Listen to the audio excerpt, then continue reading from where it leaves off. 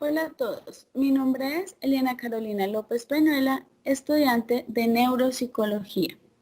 El día de hoy hablaremos acerca del sistema nervioso, el cual se encarga de procesar todos los estímulos que recibimos para producir una reacción.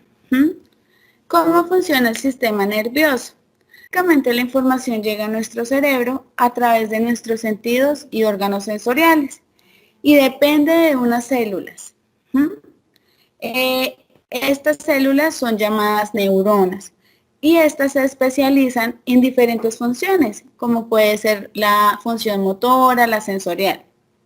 Establecen conexiones que influyen en la forma que pensamos, aprendemos, nos movemos y comportamos.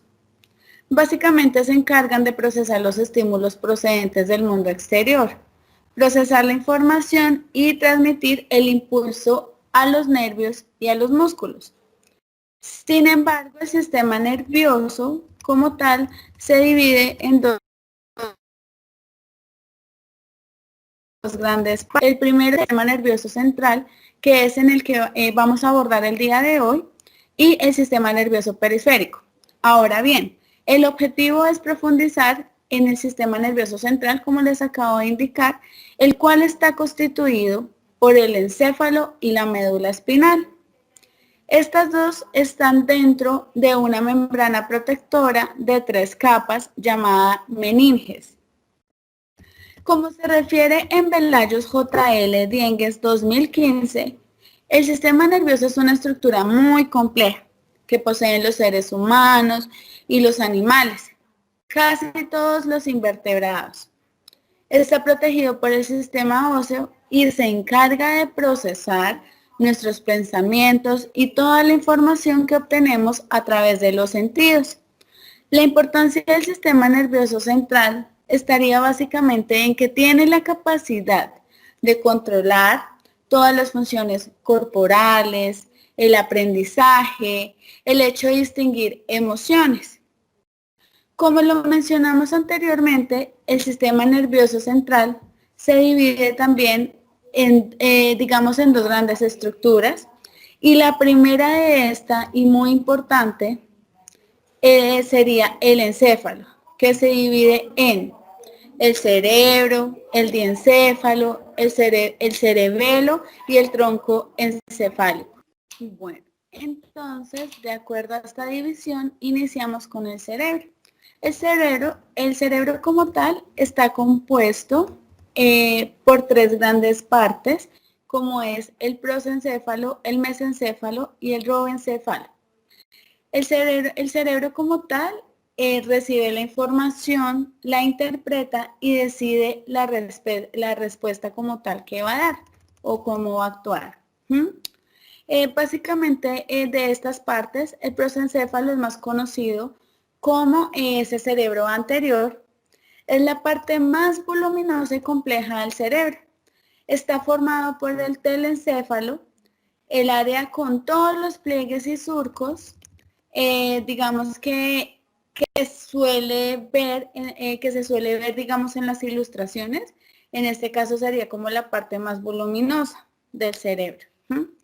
Así como por otras estructuras que hay debajo de él. El telencéfalo contiene la información como lo es la inteligencia, la memoria, la personalidad, las emociones. También puede ser el habla, la capacidad de sentir y movernos. Las áreas específicas del telencéfalo se encargan de procesar diferentes tipos de información que se llaman lóbulos. Y básicamente existen 4 lóbulos en total. Tenemos el lóbulo frontal, el lóbulo parietal, el lóbulo temporal y el occipital. Básicamente el lóbulo frontal se encarga de controlar los músculos, el parietal se encarga o está relacionado con el tacto, el temporal más que todo con y el occipital procesa toda la información visual. El telencéfalo se divide en 2 mitades, que son llamadas hemisferios, ¿sí? En este caso sería el hemisferio derecho, que se considera el lado más intuitivo, el lado creativo y el subjetivo, y el lado, digamos, de hemisferio izquierdo, que es como ese lado lógico, analítico y objetivo. Adicionalmente a esto, podemos decir que, digamos que en estos hemisferios están conectadas la parte central mediante unas fibras nerviosas, es decir, el cuerpo calloso. En cuanto al cuerpo calloso, es aquel que permite que se comuniquen entre sí estas fibras nerviosas. Y el hemisferio izquierdo se considera el lado lógico y analítico, y la parte objetiva como tal. Y el hemisferio derecho, como les había indicado, es la parte más intuitiva, creativa y subjetiva. La capa más externa del telencéfalo se llama córtex o corteza cerebral, también conocida como la materia gris. Básicamente la información recogida por los sentidos llega a la corteza cerebral y después esta información se envía a otras partes del sistema nervioso para que la información sea procesada o para su debido procesamiento. En cuanto, digamos, a la corteza cerebral, también se le conoce como la materia gris y es importante que lo tengamos en cuenta. Esta básicamente cubre la superficie de los hemisferios cerebrales. Allí es donde ocurre todo el proceso de percepción, la imaginación, el pensamiento, el juicio y la decisión. Adicionalmente, en la parte interna del prosencéfalo se encuentra el tálamo, el hipotálamo y la hipófisis, que también son partes del cerebro. El tálamo es una estructura con forma ovalada. Básicamente este representa el 80% del diencéfalo, que es otra parte del encéfalo que está conformada pues por el tálamo como tal. Este se encarga de enviar los mensajes procedentes de los órganos sensoriales a la corteza cerebral, que ya hablamos de ella anteriormente, incluyendo el procesamiento de la información sensitiva, la memoria, las emociones como tal y las funciones motoras, con excepción, y esto es muy importante que lo sepan, porque si hay una excepción y es el olfato. ¿Qué sucede con el olfato? Pues que claramente pasa directamente del bulbo olfatorio a la corteza cerebral, haciendo de esto básicamente un proceso más directo. Entonces hace una conexión mucho más directa. Toda la información sensorial pasa por las estructuras del tálamo antes de alcanzar la corteza cerebral, a la que está conectada mediante el sistema tálamo cortical, que conectan al tálamo con la corteza cerebral, y el tálamo, digamos que de alguna manera, transforma, digamos, la información que lo atraviesa. Por eso se considera como, digámoslo así, un centro integrador del sistema nervioso central. El tálamo tiene unos núcleos que pueden dividirse en 4 regiones principales, cada una de los cuales está formada por uno o varios núcleos de neuronas.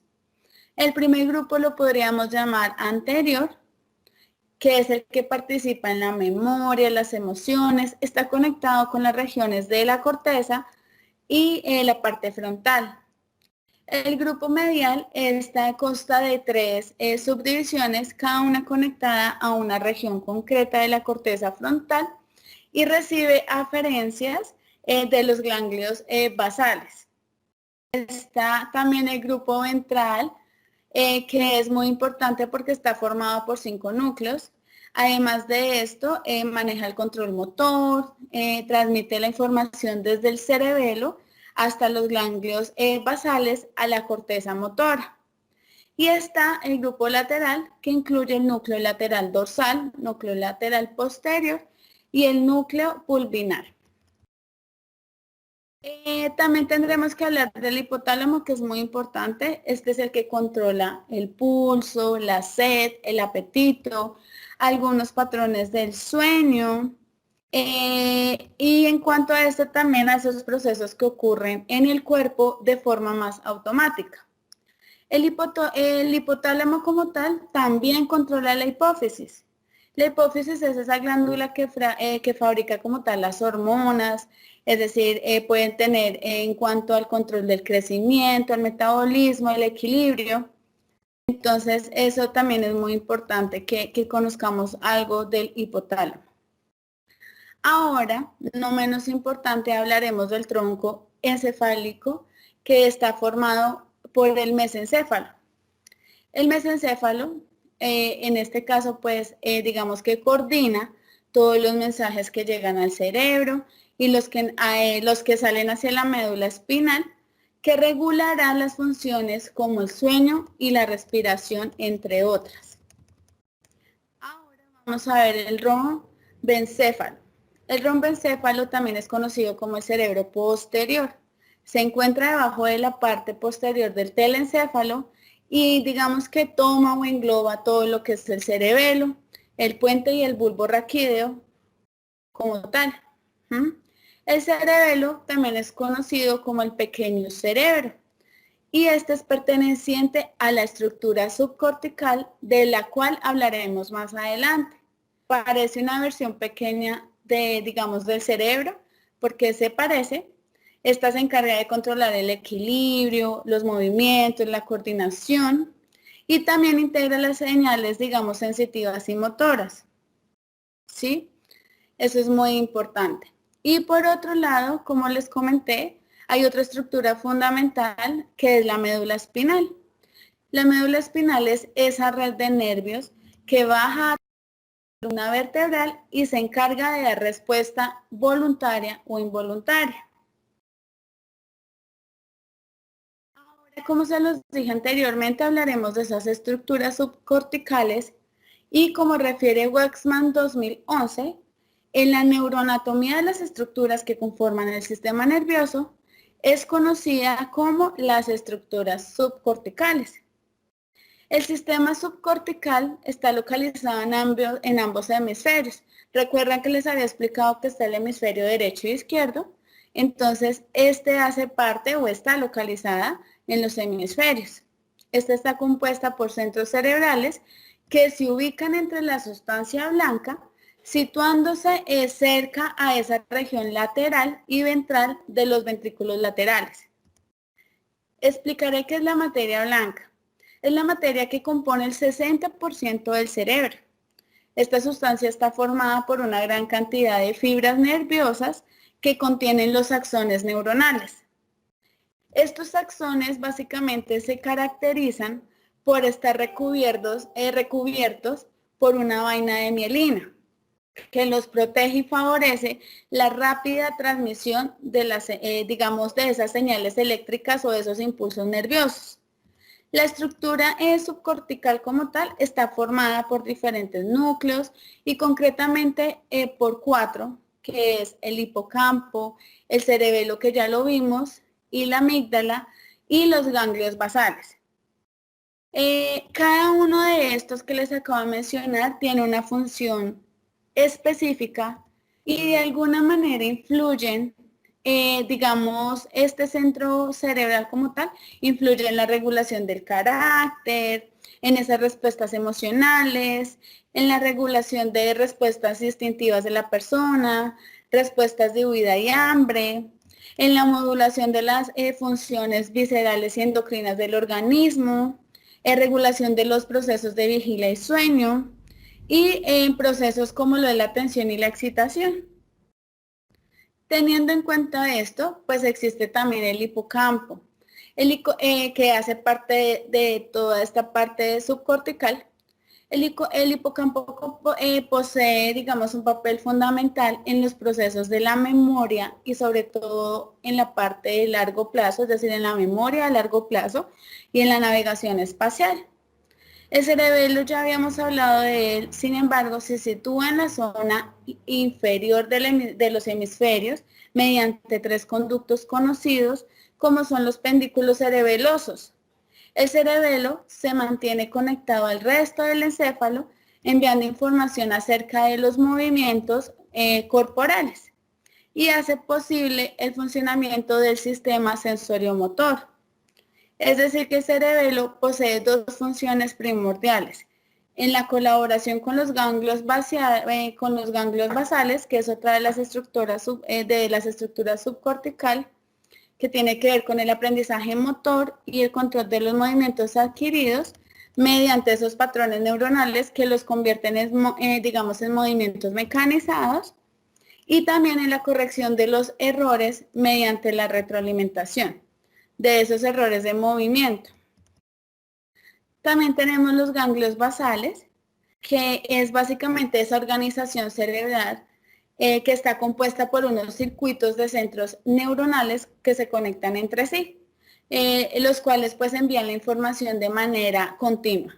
Es decir, la información es continua y también es recíproca. Digamos que también encontramos la amígdala, que es como la última de las que les voy a hablar. Y esta es una estructura, tiene apariencia como una almendra. Esta está ubicada en lo más profundo de los lóbulos temporales, al igual que muchas otras estructuras subcorticales. La amígdala está formada por una serie de centros neuronales, los cuales poseen sus propias funciones. En una de las estructuras, digamos que esta es una de las estructuras que más interés genera en el ámbito de la psicología, puesto que su condición de cerebro profundo es la de ser la principal reguladora de las emociones básicas. Entonces, por eso la amígdala es como tan importante en la parte emocional. Todo esto, pues, teniendo en cuenta esta información, podemos afirmar que tanto en personas como en algunos animales, la constituye una de las piedras angulares de la evolución de las especies. Aunque cada uno de estos centros pues posee un rol específico, todos, absolutamente todos, están relacionados con los sentimientos, con las emociones, y a nivel general, digamos que la amígdala es la responsable de ese control emocional. Básicamente las funciones de las estructuras subcorticales podría estar el establecimiento de la unidad de la psiquis, condiciona la actividad social del individuo, regula el carácter, interviene en los instintos de conservación individual y de la especie, modula las funciones viscerales y endocrinas, como yo les había comentado, participa del control de la vigilia y el sueño, forma parte de los procesos de excitación y atención, y digamos, estas estructuras incluyen el sistema límbico, que este es como el cerebro emocional que llaman, y tiene relación directa con la cognición que crea la persona frente a diferentes, situaciones que se presenten.